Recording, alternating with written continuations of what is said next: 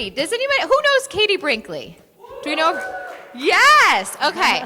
So Katie Brinkley is a pretty badass, I'm going to say badass here, snowboarder. She snowboarded with Shaun White. How cool is that? But not only, I know, right? I'm going to tell you some more things about Katie. So Katie was also, if you don't know her, she's an epic sportscaster and media person. She was the post-game reporter for the Denver Broncos, the Avalanche, and all the Colorado teams. And it just gets better and better. So along with that, she's an author. Who has her book, The Social Shift? Woo! So after I tell you a couple more things, you are going to want a signed copy of her book. She's going to be signing books at 1 o'clock out there in the main room from 1 to like 1:45, I think. Yeah. But I do have a question. So who's like, I don't know, an 80s baby in here and maybe watched TGIF, Thank Goodness It's Friday, with like, Family Matters. Do you remember that? Well, then you might remember Katie. So what Katie has failed to tell everyone is the fact that she was, I don't know, a child model and actor. Oh, God. So, I know, this is really exciting. Oh, God. I know, this is exciting. We're going to show you a video to prove it's real. Oh, and I guess I'm on the screen. Yes, hi, I'm Jennifer. I'm your moderator. Anyway, we're going to focus on Katie, because Katie's more important. So, when you were watching the shows on TGIF, they would have like two cute little kids like pretending to have a sleepover and be like, next is Family Matters, next is Step by Step. And they'd be like doing like fun little skits. Well, one of those little amazing actors was Katie. Do we have the clip? We got this from her mom. And you might not be able to hear it. You might not be able to hear it, okay? But we're going to play it. So she is on the right, or left. She's on the left. That's Katie. And so if you saw in the beginning, it had TGIF at the bottom, left-hand corner. But yeah, this is one of the clips. So not only has she snowboarded with Shaun White, she's a child actor, model. She was on Macy's magazines, doing all the things. Let's talk about what else Katie does. Oh, God. So this is the best. This is the whole presentation, actually. I know. How awesome is Katie? Okay, so she's had nearly 2 decades of expertise. She leverages social media to grow audiences and establish thought leaders. She's implemented strategies for AT&T, DirecTV, and many others. She helps CEOs become industry disruptors who attract loyal followers, drive measurable results, and achieve more growth with less. She also wrote The Social Shift, which you know, so she's an amazing author, and so many more things, but I don't want to take up any more time. So with that said, Katie, get up here. You're so awesome. I love you. Katie, you're amazing. Oh, man. Well, that was the whole presentation, everybody. So who wants to not post on social media about me being a kid actor? Me. Well, thank you, Jen. And yeah, I have been doing this social media thing for a while. I probably need this thing. I'm totally thrown off my game. There we go. A social media strategy that works, posting less. All right. I mean, who here loves social media? That guy, the one that really goes good on social media, Travis Brown, everybody. He is awesome. Social media has kind of become a necessary evil. We are told we need to post on this platform, and now we have to do a 7 days Reels challenge, and then you're doing 30 days of Facebook Lives, and it's like, oh my goodness, how on earth am I supposed to be focusing on growing my business, selling my book, launching my podcast, when all I'm doing is creating content for social media that nobody sees except for my aunt and my mom and, my mom's best friend anyways? Well, it's by posting less. And that's what we're going to really dive into today, because I have a social media agency, but I am a business owner first. So I get having to post on social media. You need to do it. It's just like having a website now. If you're not on social media in some regard, does your business even exist? But this is where I think a lot of us have just gotten into the white noise cycle. we're creating all this content, we're sharing clips from our podcast, we're doing this, we're sharing, Happy Mother's Day posts, we're doing all the things, but it's just becoming white noise and nobody really cares. So how can you make that mindset shift from creating all the content to actually posting less content that people actually care about? And even the head of Instagram, Adam Mosseri, has said you only need to post on social media 3 to 5 times a week. The head of Instagram has said that. So how can you post less? And it is by understanding who your audience is and knowing exactly what their problem is. So that's what we're going to get into today, how you can really understand your audience. I have my slides. If you want the slides here, go ahead, scan that QR code and DM the word slides. And I will send all of the slides over to you, and then that way you can just be fully engrossed in today's conversation and not have to worry about taking pictures on your phone, unless you want to take a picture of me and tag me on social media. That'd be awesome. All right, everyone got the QR code? I see a couple people still going. All right, so, well, I was going to say a little bit about who I was, but Jen took care of that. So I'm the author of The Social Shift. I actually just published this. It came out at the end of December. I went through the Tilt Publishing. Anyone has any? Yes. Oh, yay, hey, Matt. If anybody has any questions on what that experience was like, please feel free to come up and ask me. It was a great experience. My first book, and it's all about how you can post less on social media and build a community around your content. I'm also the CEO of Next Step Social Communications, which is a done-for-you social media and podcast production company. And I actually hate posting on social media. I have a social media agency, but again, I am a business owner first. I know that social media is an incredible tool. How can we post effectively? And this is all the different strategies that I've learned over having my business for the past 7.5 years of you can really still grow on social media. I get organic leads every single week from my organic social media posts, and I only post 3 to 4 times a week. All right, so I'm going to tell you guys this little bit of a sob story. Yay. It worked. You guys laughed at it. So this was my very first car. I had this really cool Saab 900 when I was 15 in this picture. Oh, I was actually 15, almost 16 in this picture. This was my car. It looked kind of like a cigar. It was kind of clunky. 4 doors. It was a manual. Who here has ever driven an older Saab? Not a stick shift, just an older Saab. Okay, so you guys know the reverse is actually up next to first gear. Really weird. It's not, where it normally should be. And this car was a little bit clunky with the stick shift, and you had to kind of pop it out. Every time you would put it into reverse, it sounded like the transmission was falling out. It was clunky. I got this car, and I think I was going over to my friend's house for my birthday, and my dad drove over there to pick me up in my new car. And of course, all my friends come out and they're like, "Oh, look at your new car, Katie, it's so cool." And I was like, "It's all right, it kind of looks funny, but thanks." And my dad was like, "Come on, hop on in and you can drive on home, Katie." And I was like, "Okay." So here I am, very, very new with the stick shift, and I put it in and I did it again. And it got to the point of where my friends were so embarrassed for me that they kind of went back inside and like, "See you later, Katie." And I was outside in that front of my friend's house, bawling, screaming at my dad. I got out of the car and I said, "Dad, I'm done. You drive it home." And he said, "Nope. Hop back on in. You're going to be driving this car home." And I still have the rage. I was so mad at my dad for making me do this. And all of a sudden, I put it in and I popped the stick shift or the clutch out and we're going. I was like, "Oh my God, now I have to shift it into second."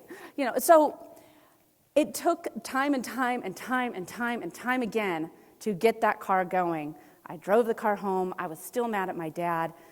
But it is just like this with social media. We can sometimes feel like we're doing all the right things and we just can't get out of gear to get our social media presence going and running. And I share that story because I think that it's extremely important to know that what you're doing on social media, it isn't wrong. It's not your fault. It's not your fault. You guys are doing, it's just shifting the mindset of what we've been told online of you're not seeing success. Well, you need to post more. You need to do more of this. You need to do more. And it doesn't matter how much you post if the stuff that you're posting doesn't resonate with your audience. Who here knows exactly who follows them? We'll even back up a little bit more. Who here has looked at your insights on social media lately? Raise your hand. Okay, who looks at their insights once a quarter? You can just keep your hands up if you do. Okay, who looks at your insights once a month? Okay, once a week. Okay, knowing who it is, how many of you are looking at your insights on all of your platforms that regularly? And we're going to talk about tools, but there's tools to help you look at this, because if you don't know who it is that you're talking to, it really doesn't matter. So I know for me, on Instagram, that is where I sell the majority of my book. My Instagram audience is my largest audience, but they are my low-ticket audience. And I also know that on Instagram, it is mostly females between the ages of 35 and 44 that live in the United States, so that I can share photos of me and my kids. I can share stories. I use a lot more of the pink color in the posts on Instagram. However, over on LinkedIn, my audience is very different. I know that I have a lot of C-suite people that follow me. I know that they have businesses between 100 and 500 employees. So, looking to see who it is that you're talking to is going to make a huge difference. And I'm not saying that you need to completely rework the wheel between all of your posts, but you do need to know, hey, if I'm sharing a story about how I coach my daughter's softball team, it's probably going to resonate a little bit better with the other mompreneurs on Instagram than it is over on LinkedIn. So look at your audience to see who they are, what their struggles are, so that you can tweak your messaging enough just for that specific person. All right. So, looking at your connections, social media, on the March of 2022, I've had a really rough March. I posted 3 times on Instagram for the whole month, and it was my best sales month ever. The reason I only posted for three times was because I was extremely burnt out. I didn't feel like I had anything to say. I didn't know what it was that made me different, and I was just struggling to create content.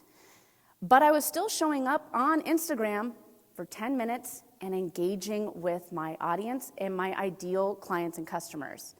I continued getting new followers every day. I was having conversations in the DMs. People were coming over to my content and seeing the posts that I had done, learning about what it was I did, who I helped, who I served. And this is an aside here, folks. An aside. Look to see, your bio. Make sure that it says what you do, who you serve, why they should click the link. That's something that is your first impression to people that come to your account. So if you haven't checked out your bio in a while, now's maybe a good time, not right now. After this session is a good time for you to go and look at your bio to make sure it is up to date. Have you been resonating with your audience? And is it still what you do the best? Telling people what to click in that link in bio, why they should click it, is extremely important.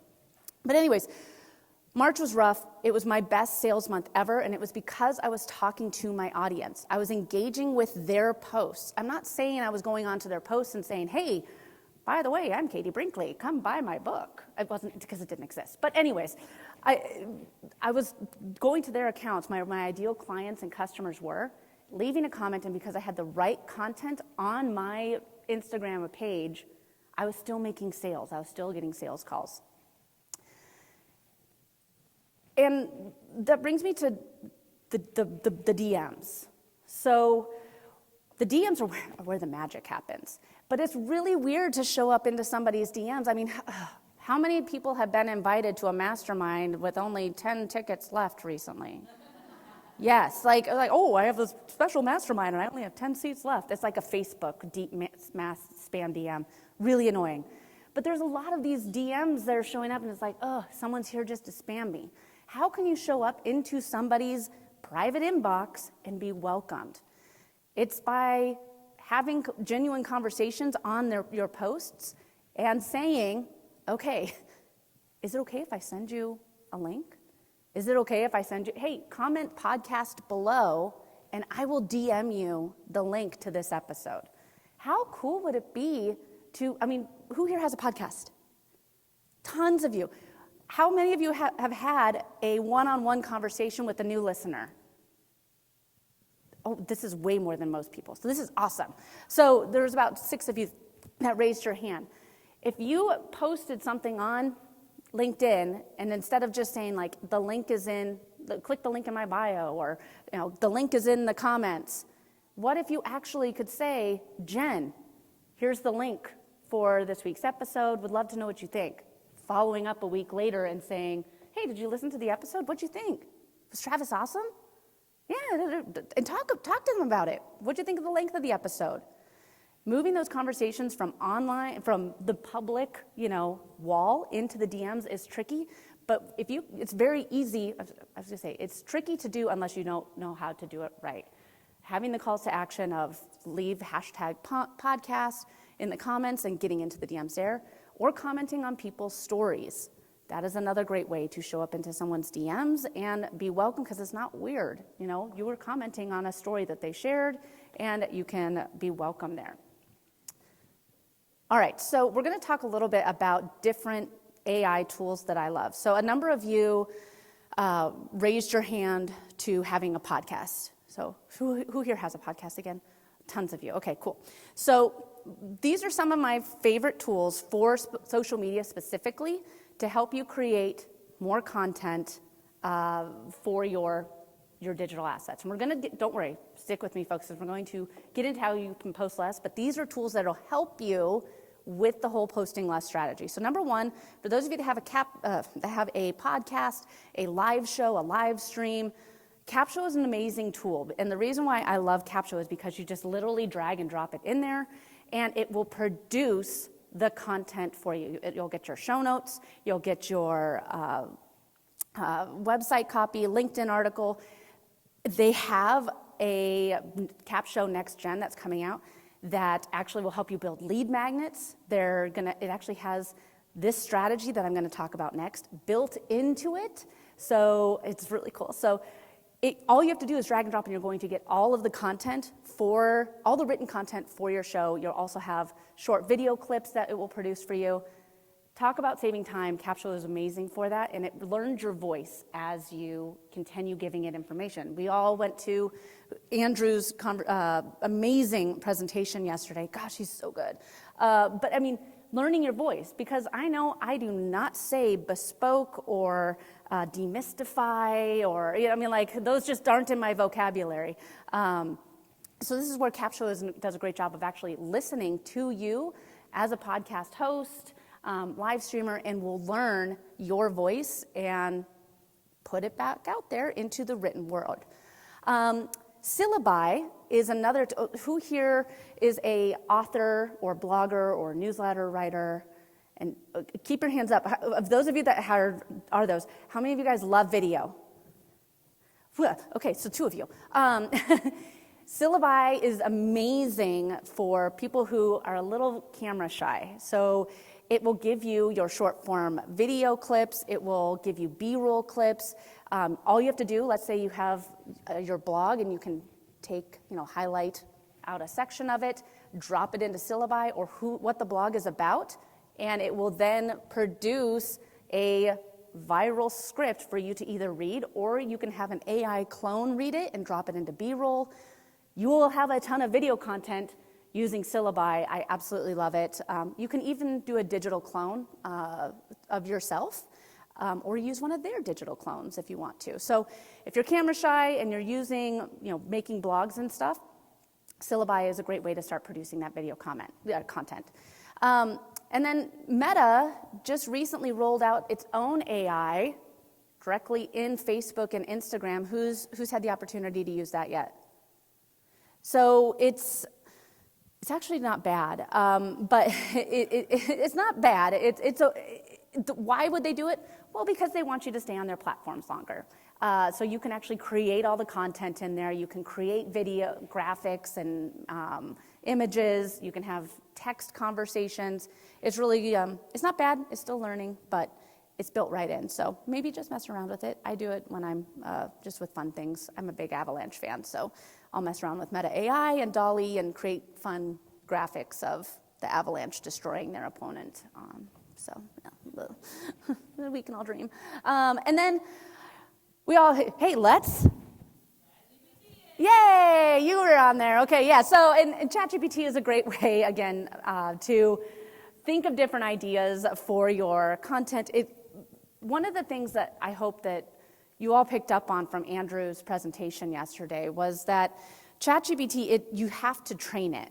And the more you know about your ideal client, your ideal customer, the better content you are going to get pushed out. So one of the things that I've done with my ChatGPT is I've built out my entire client avatar for Instagram, Facebook, and LinkedIn.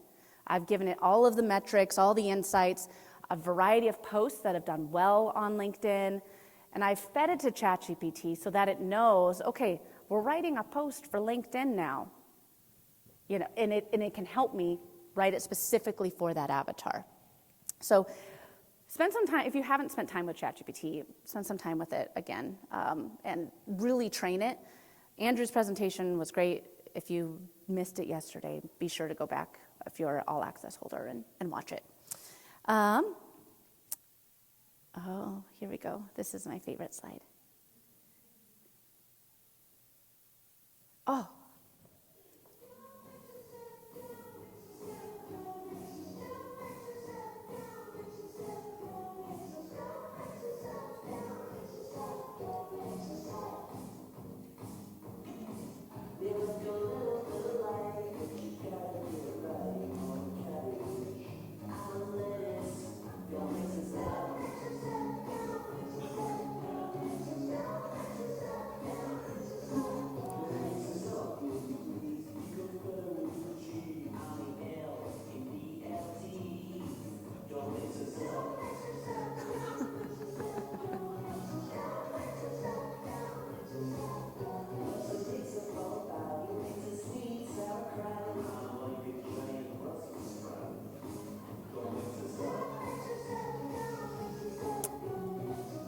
Okay, it goes on for another 2.5 minutes.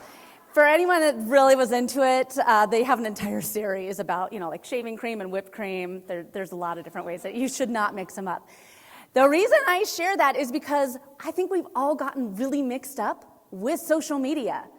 All of these platforms we think are the same, and they're not. Don't mix them up. There's different cultures on all these platforms. There's different ways of creating content on all these platforms. Don't mix them up. Don't mix them up.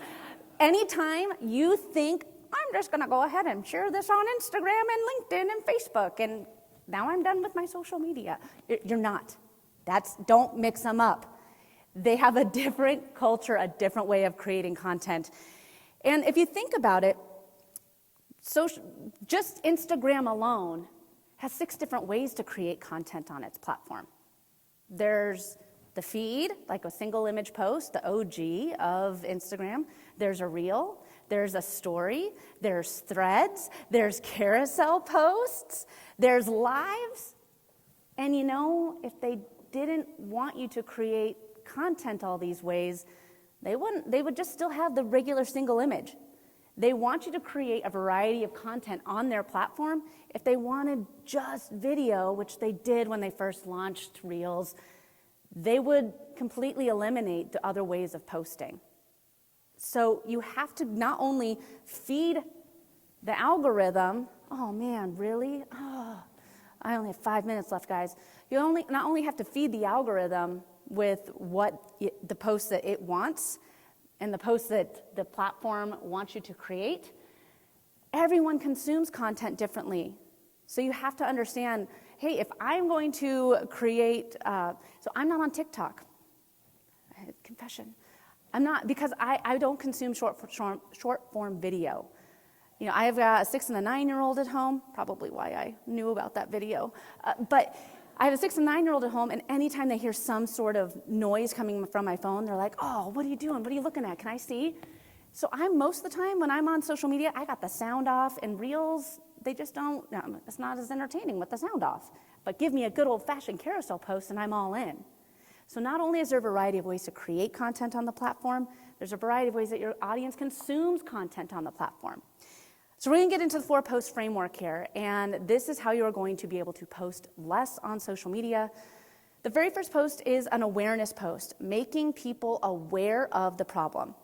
And this 4-post framework is designed for, you can do it 4 posts a week. If you're crazy, you can do 4 posts a day. Again, I said, these platforms, you can have just as much results posting 3 times a week as you can posting daily.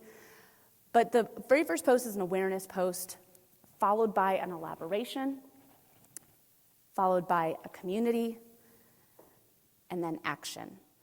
So we're going to get into each of these 4 posts and how you can do them each and every week. And I'm going to give you examples on how you can do it on each platform. So again, for an awareness post, you have your theme of the week. Let's say you have a podcast episode, but your biggest thing is not to have people go listen to the episode. Maybe you want them to sign up for your email newsletter. That's where you start. This is what the content that I have, the long form content that I have is this podcast that I'm going to build from. My end goal is to get more people to opt into my lead magnet. How am I going to take them on that customer journey? And again, this is where it's really important to know who it is that you have following you on each of these platforms. So you're going to, the very first post is using the algorithm in your favor. Right now on Instagram, Reels are still being seen by the majority of people that are not following you. On Facebook, it is just the one sentence with a different colored background. I wish there was an actual name for it, but I'll show you an example. And then on LinkedIn, it is a poll. Those ones are very easy to just watch and engage with, and when people just can see them, the algorithm continues pushing it out. So you're using the algorithm in your favor to make people aware of their problems. So for example, this was a poll I did. Super simple, right? This post took me maybe 14 seconds. What's your favorite podcast link to listen to? The end goal of this post at the end of the week was I wanted people to sign up for a podcast audit with me. So I'm trying to just get people, I'm getting a bunch of customer insights and data here. Okay, 30 minutes. That's good to know. I'll make sure that my episodes are around 30 minutes. You can keep it, and this is the first way for getting people problem aware on LinkedIn. On Facebook, what word has AI ruined for you? A super simple question. I had over 90 comments of people complaining about different AI words. And the end goal for this was to listen to a podcast episode, or to sign up for my podcast audit. I'm using the podcast episode where I talk about AI to get people there. And then this one here was a reel I did. I wish I would have grabbed a better screenshot. It's not the best look. But I was talking about a trending story or a trending post that had been going out on all the different platforms about the Stanley Cup. Do you guys remember seeing that Stanley Cup post? The Stanley Cup has taught us $1 million lesson. And lots of people were just copying and pasting it.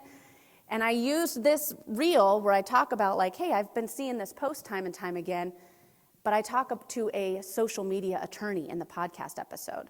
So I wanted to make people problem aware. Lots of people had seen this. Again, taking people along through the customer journey. The next post that you're going to do is an elaboration post. So you're going to elaborate on the problem that you made people aware of. So for example, on Instagram, here's what I followed up with. I'm like, oh, have you guys seen the Stanley Cup reel? And then I go right on into a carousel post. Can I post that? And here is where people can now learn a little bit more about the problem that that no one else really paid attention to, the whole Stanley Cup thing. And they're like, oh yeah, what can I post on social media? And so a carousel post, again, I've been able to elaborate a little bit more about the problem that I made them aware of. On Facebook, super long caption right here. There's no picture. I tagged the guest that was in it. I just have a very long caption, again, kind of like a 300-word blog, but again, elaborating on the problem that I made people aware of about AI. And then on LinkedIn, I did a LinkedIn article. Who has, and I'm already up with time, so we're going a little bit late, guys. I promise I'll kind of wrap it up. But who here has ever written a LinkedIn article or LinkedIn newsletters?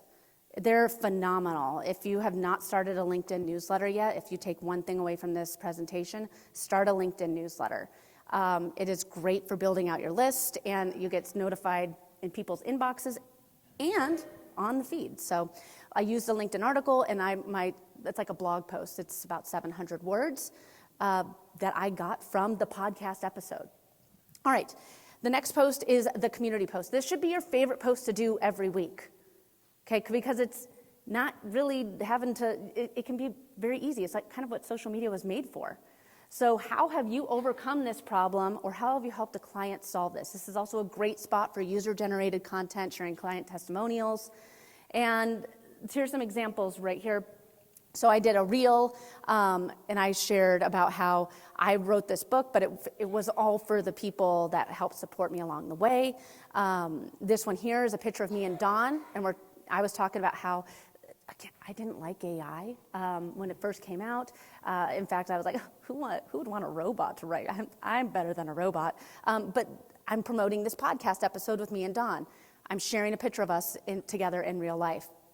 And then right here, I'm sharing a picture of me on stage speaking at Social Media Marketing World.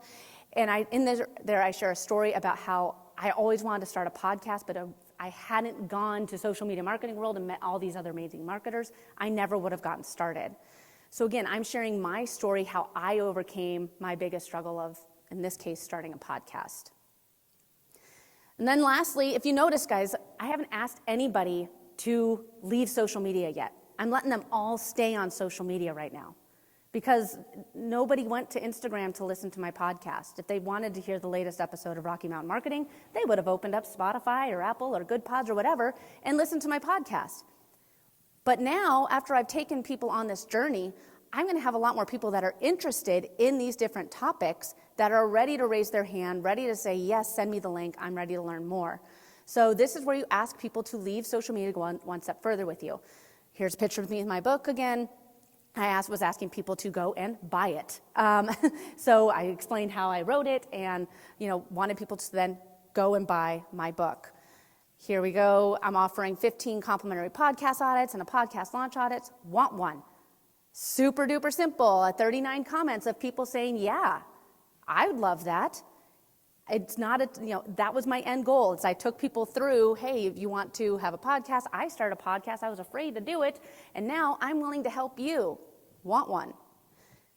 And then on LinkedIn, this is asking people like, oh, okay, you want to come to my in-person webinar? That's not really a webinar, workshop, in-person workshop. Here you go. I took people along the customer journey. I had people that didn't even know that they had a problem. People that, I can trust Katie. She's been there, she's done that, she's elaborated, I've learned something. Here's the community post, she's overcome it too, or she's helped other clients do this. And now, oh gosh, she's offering how to do it, or she has an episode all about it. Sign me up. So this awareness to action strategy, and like I said, we've gone long. You have the slides. Find me after if you guys have additional questions. Metricool is another phenomenal tool for looking at your insights. You can look at see your demographics, the best time of day is to post. Metricool is phenomenal for looking to see one step further into who it is that you're talking to and what posts are actually working. And, it's just pulsing. I think that we're almost done, guys.